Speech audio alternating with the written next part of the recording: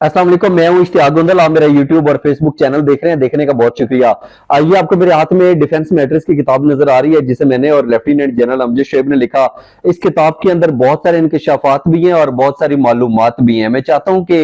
उस हवाले से आपके साथ एक मालूमात शेयर की जाए। मैंने 30 सितंबर 2020 को लेफ्टिनेंट जनरल अमजद शोएब से, ये जो फौज के सरबराह होते हैं, जो आर्मी चीफ होते हैं, उनके साथ हम देखते हैं कि मुख्तलिफ सियासी जमातों के रहनुमा जो होते हैं वो मुलाकातें करते हैं।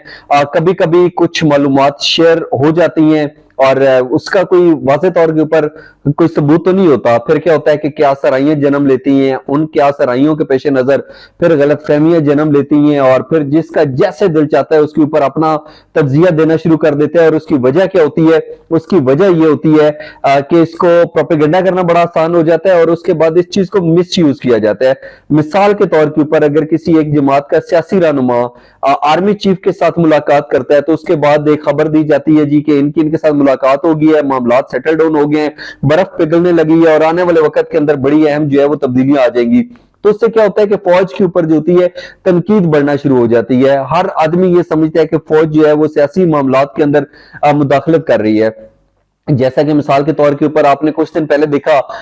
एक खबर बाहर आई और उसके ऊपर बड़े पाकिस्तान के जो नंबर तज्जियाकार हैं उन्होंने अपना तज्जिया देते हुए ये कहा कि प्रेसिडेंट हाउस के अंदर, यानी कि सदर आरिफ अलवी साहब जो हैं उन्होंने मुलाकात का अरेंज करवाया है। मुलाकात हुई है army chief general Qamar Javed Bajwa और इमरान खान के दौरान। और उसके बाद दो बातें सामने आई। एक तरफ ये तासर दिया गया कि ये जो मुलाकात हुई है बड़ी बामैनी थी, अभी आप चीजों को बदलता हुआ देखेंगे और जो इमरान खान और आर्मी चीफ के दरमियान इख्तलाफात थे और जिस तरीके से दोनों के ताल्लुकात के दरमियान जो है वो बात की जाती थी कि इख्तलाफात का शिकार है, अब बर्फ पिघलना शुरू हो गई है और उसके बाद आप देखेंगे कि बहुत कुछ बदल जाएगा। लेकिन इसके साथ हमने एक दूसरा तासर भी देखा और वो ये दिया गया कि 8 से 10 मिनट की मुलाकात हुई है army chief general Qamar Javed Bajwa और पाकिस्तान के साबिक वजीर आजम इमरान खान के दरमियान, और प्रेसिडेंट हाउस के अंदर मुलाकात हुई है और ये मुलाकात जो है नाखुशगवार रही है और आखिर में जो है ये इसका कोई नतीजा नहीं निकला और ये मुलाकात खत्म होगी।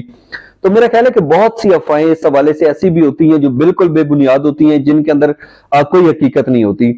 तो ये आज जो हम बात करते हैं कि आर्मी चीफ से अगर कोई सियासी रहनुमा मिलता है तो क्या इसकी कोई मुस्बत पहलू है, कोई मनफी पहलू है, मिलना चाहिए नहीं मिलना चाहिए। इसी हवाले से इस किताब के अंदर 30 सितंबर 2020 को मैंने जनरल अमजद शोएब से एक सवाल पूछा था। हमने इस हवाले से डिस्कशन की थी और जनरल अमजद शोएब ने इस डिस्कशन के अंदर ये कहा था कि अगर इस तरीके से कोई मुलाकात होती है तो वो वजारत दिफा के जरिए होनी चाहिए। उन्होंने मजीद क्या कहा था कि आर्मी चीफ से लोग कैसे मिलते हैं, कि आर्मी चीफ खुद किसी को कॉल करते हैं कि आप आए जरा मैं आपसे मिलना चाहता हूं, या फिर जो मुख्तलिफ सियासी जमातों के रहनुमा होते हैं वो आर्मी चीफ से बात करते हैं। आखिर ये कम्युनिकेशन होती कैसे और क्या वजारत दिफा जो है इस हवाले से बाखबर होती है या नहीं होती। तो इस हवाले से जनरल अमजद शोएब ने बड़ी खुलकर बातें की थी। मैंने उनसे पूछा कि पाकिस्तान की वजारत दिफा में, ये आपको बताता चलूं कि 30 सितंबर 2020 की मैं बात कर रहा हूं, पेज नंबर है इस किताब का 381। मैंने उनसे पूछा कि पाकिस्तान की वजारत दिफा के मुताबिक अब कोई भी सियासतदान, ब्यूरोक्रेट और सरकारी मुलाजम मुसल्लह अफवाज के सरबराहान या एहलकारों से सरकारी मामलात के सिलसिले में बराह रास्त नहीं मिल पाएगा, बल्कि अब ये मुलाकातें वजारत दिफा के जरिए तय की जाएंगी। इसके ऊपर आपका क्या रद्द अमल है? यानी कि इस तरीके से एक पेशरफ्त हुई, एक डेवलपमेंट हुई और मैंने उनसे यही कहा कि अगर वजारत दिफा के जरिए मुलाकातें हो जाती है तो इसके ऊपर आपका क्या रद्द अमल है। यानी कि इस तरह की जो मुलाकातें होती हैं, अगर कोई सियासी रहनुमा आर्मी चीफ के साथ मुलाकात करना चाहता है तो क्या वो उसका जब दिल चाहे फोन करे और जाकर मुलाकात कर ले, ये इसका कोई एक जो है वो ज़ाब्ता इखलाक होना चाहिए, कोई तरीक़ाकार होना चाहिए जिसके तहत ये बात हो।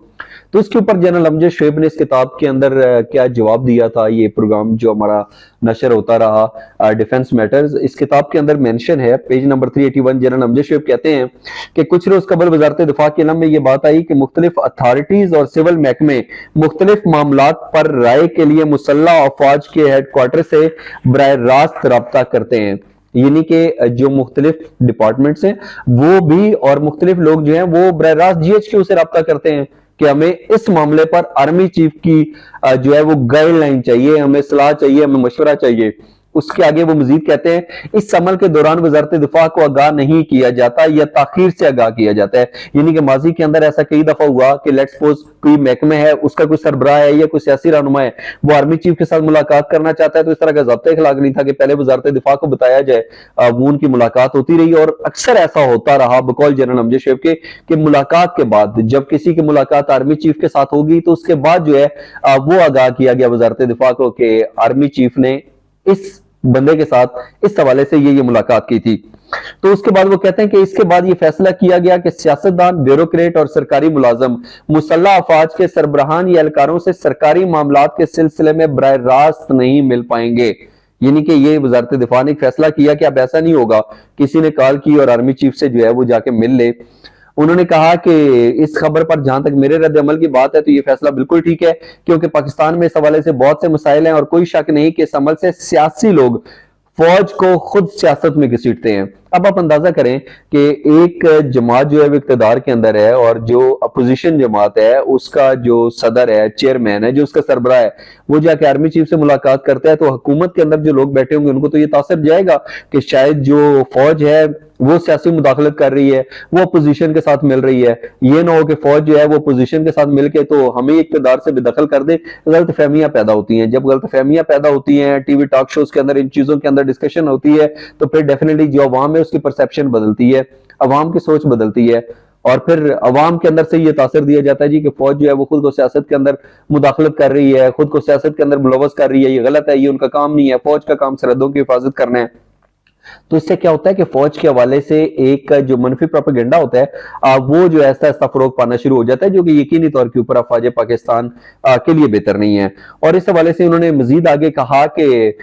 اگر ایک پارٹی کا سیاستدان آرمی چیف سے ملا تو دوسری پارٹی کے سیاستدان اعتراض کرنا شروع کر دیتے ہیں، اس لیے اشتیاق کے سلسلے میں فوج کو متنازع نہیں ہونا چاہیے اور میں یہ سمجھتا ہوں کہ ملنے ملانے کا کھیل اب بند ہونا چاہیے اور عسکری قیادت سے سیاسی رہنماؤں یا بیوروکریٹس کی ملاقاتیں وزارت دفاع کے تحت ہی ہونی چاہیے۔ اس کے اندر انہوں نے بڑا واضح طور کے اوپر کہا کہ جب ایک سیاسی جماعت کا بندہ آرمی چیف کے ساتھ ملاقات کرتا ہے، فوج کے سربراہ کے ساتھ ملاقات کرتا ہے تو ایک اور طرح کا میسج آتا ہے، یہ میسج جو ہے یہ مناسب نہیں ہوتا اور اس کے اندر ہم دیکھتے ہیں کہ سیاسی حلقوں کے اندر بھی بے چینی پھیلتی ہے، عوام کے اندر بھی پھر جو ہے وہ باتیں شروع ہو جاتی ہیں، کیا سرائیاں پیدا ہوتی ہیں، پھر ان کیا سرائیوں کو پروپیگنڈا کا نام دیا جاتا ہے، اس کے اوپر ایک پلاننگ کے تحت جو ہے ایک لوگوں کو یہ باور کرایا جاتا ہے کہ کل کو وہ حکومت اگر ڈیلیور نہیں کر رہی ہے کسی بھی وجہ سے اس کا خاتمہ ہو جاتا ہے تو لوگوں کو پھر کہا جاتا ہے کہ ہم نے تو پہلے ہی کہا تھا کہ اس پارٹی کے سربراہ جا کے آرمی چیف سے ملا ہے اور اس کے اندر جو ہے فوج ملوث ہے اور یہ ہمارے خلاف ایک گریٹ گیم کا آغاز ہو گیا تو وغیرہ وغیرہ۔ اس کے اوپر جنرل امجد شیخ نے بڑا واضح طور کے اوپر کہا ہے